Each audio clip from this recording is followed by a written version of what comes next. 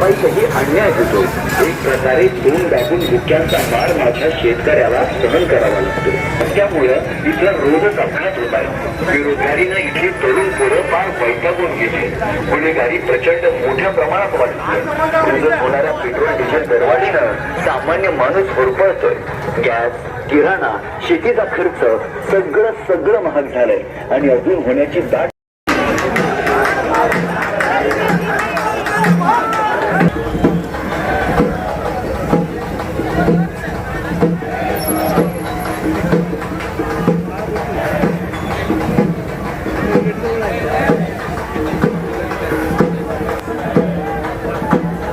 दिवसेंदिवस महागाईचा भडका वाढत चाललेला आहे आणि या परिस्थितीमध्ये केंद्र सरकारचं ना राज्य सरकारचं सामान्य जनतेकडे दुर्लक्ष आहे. गॅसची प्रचंड टंचाई आहे, दर ते वाढतायत. त्याचप्रमाणे पेट्रोल डिझेलची प्रत्येक दिवशी दरवाढ होत आहे आणि या सर्व परिस्थितीवर आपण आज या ठिकाणी या मोर्चाच्या निमित्तानं फक्त शासनाला जाग आणण्याच्या दृष्टीने हा मोर्चा इथं आयोजित केलेला आहे. आमची या निमित्तानं विनंती आहे की शासनानं वेळी दखल घ्यावी, सर्वसामान्य लोकांचं जीवन सुसह्य करावं.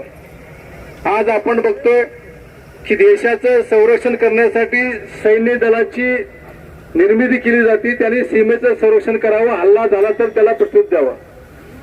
पण नीट सारखी परीक्षा घेण्यासाठी सैन्य दलाचा वापर करणार, हवाई दलाचा वापर करणार, म्हणजे याचा अर्थ असा आहे की देशामधली जी यंत्रणा आहे, परीक्षा घेणारी यंत्रणा असेल, पोलीस असेल, सीआरपी असेल, याच्यावर विश्वास उडलाय का, अशा प्रकारची गोष्ट. आणि त्या दृष्टीने आपण शासनाला निवेदन देणार आहोत. 8 तास लाईट देत होते, आता पुन्हा 6 तास केलेले आहे. ऐन उन्हाळ्यामध्ये 8 तासाचे 12 तास करणं ही मागणी शेतकऱ्यांची होती. जे काय आहे ते पाणी त्या ठिकाणी 12 तासामध्ये उपसायला आवश्यक होतं, तर 6 तास केले. अशा प्रकारचं निवेदन आम्ही या ठिकाणी देणार आहोत. आता यानंतर राष्ट्रवादी काँग्रेस पक्षाचे अध्यक्ष श्रीकांत शिंदे साहेब बोलतील. त्यांचं बोलणं झाल्यानंतर निवेदन आपण जिल्हाधिकारी महोदयांना त्या ठिकाणी देऊ. धन्यवाद. छत्रपती शिवाजी महाराजांच्या पुण्यभूमीमध्ये, यशवंतराव चव्हाणांच्या विचाराच्या भूमीमध्ये जिल्ह्याचे अध्यक्ष बाळासाहेब पाटील आणि पक्षाच्या सर्व पदाधिकाऱ्यांच्या आणि तुमच्या सर्वांच्या साथीने हा मोर्चा आपण या ठिकाणी आणलेला आहे. लोकांमध्ये प्रचंड प्रमाणामध्ये राग आहे आणि या रागामध्ये सध्या डिझेल पेट्रोलची झालेली वाढ, गॅसचा तुटवडा, नीट परीक्षेमध्ये विद्यार्थी आत्महत्या करतायत, महागाई प्रचंड प्रमाणात वाढलेली आहे, शेतकऱ्यांच्या मालाला भाव नाही, या देशाला आणि या राज्याला, या जिल्ह्याला, या ठिकाणी सर्वसामान्य जनता होरपळून निघते आहे. पण सरकार मस्तीमध्ये आहे, त्यांना भीती नाही.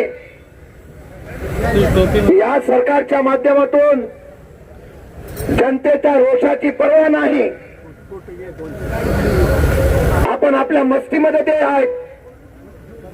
सत्ता बाजार सुरू आहे, नगरसेवक खरेदीचा, जिल्हा परिषद पंचायत समिती सदस्य खरेदीचा, पैशातून सत्ता घ्यायची आणि बहुमतावर सरकारला असं दाखवायचा.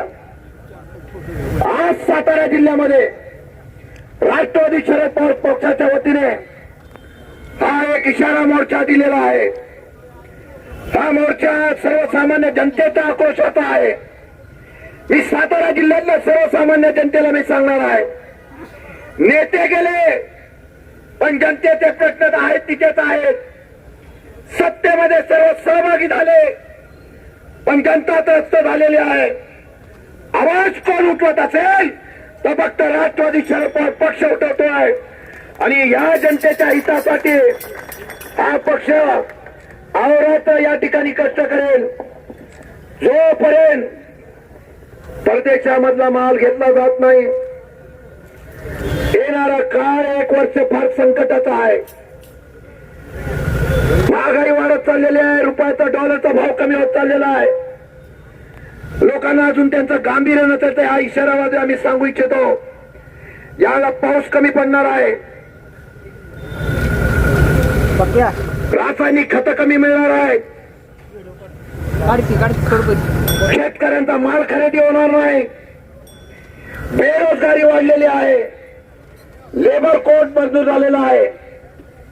कायम स्वरूपाच्या नोकऱ्या आता तरुणांना मिळणार नाही. कृषी कायदा काढलेला आहे. शेतकऱ्यांच्या मालाला भाव मिळणार नाही. खाजगीकरण करायचं आणि ठराविक लोकांच्या माध्यमातून हा देश चालवण्यासाठी कायदा बनवायचा, अशा प्रकारचं संकट या देशाच्या भाजपच्या सरकारने या राज्यावर आणि देशावर आणलेला आहे. काय हो, आम्हाला अभिमान एवढाच आहे की आम्ही जनतेसाठी लढतोय.